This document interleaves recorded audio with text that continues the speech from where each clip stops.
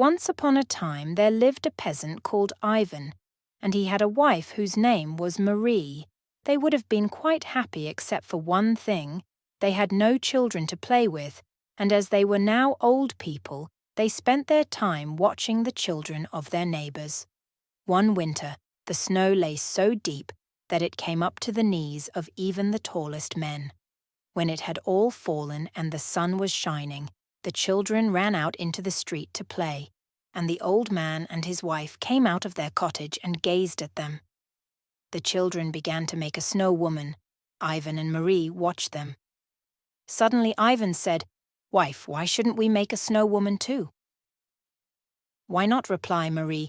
"It might amuse us a little, but there is no use making a woman. Let us make a little snow child and pretend it is a living one."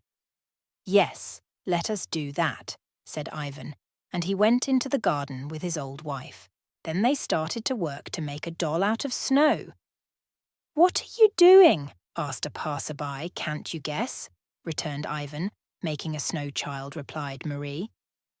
The Ivan carefully shaped out the girl. As he finished, a strange thing happened. The eyes of child met his, and its lips, which were as red as raspberries, smiled at him. "What is it?" cried Ivan. "Am I mad, or is it a magic?"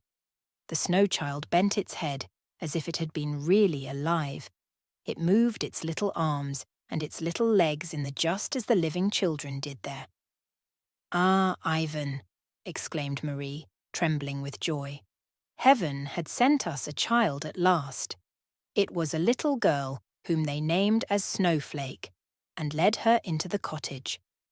Snowflake grew very fast. Each hour made a difference, and every day she became more and more beautiful.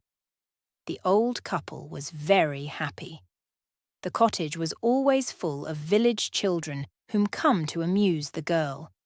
Everyone loves her because she was so good and obedient, and so pretty too. The winter went on till at last spring came. The spring sun had melted all the snow. The fields were full of flowers. Nightingales sang in the tress. All the world was happy. But only the snowflake was sad. She hides herself from her playmates and curled herself up where the shadows were deepest. At dawn and at twilight, only she seemed happy. When a great storm broke and the earth was white with hail, she became happy as the old snowflake.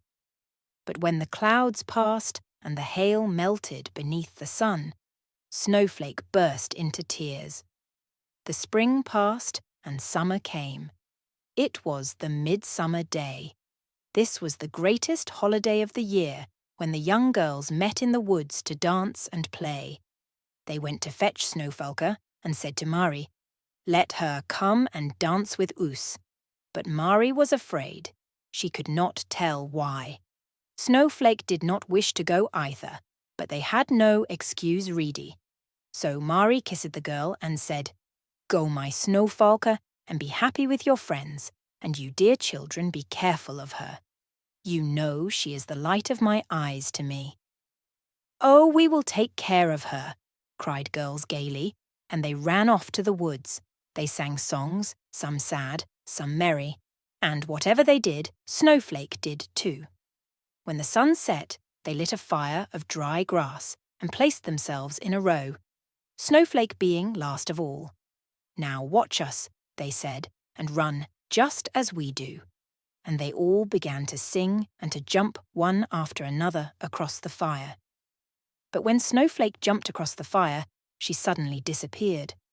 The girls get worried and looked at each other. They cried, "Snowflake, Snowflake."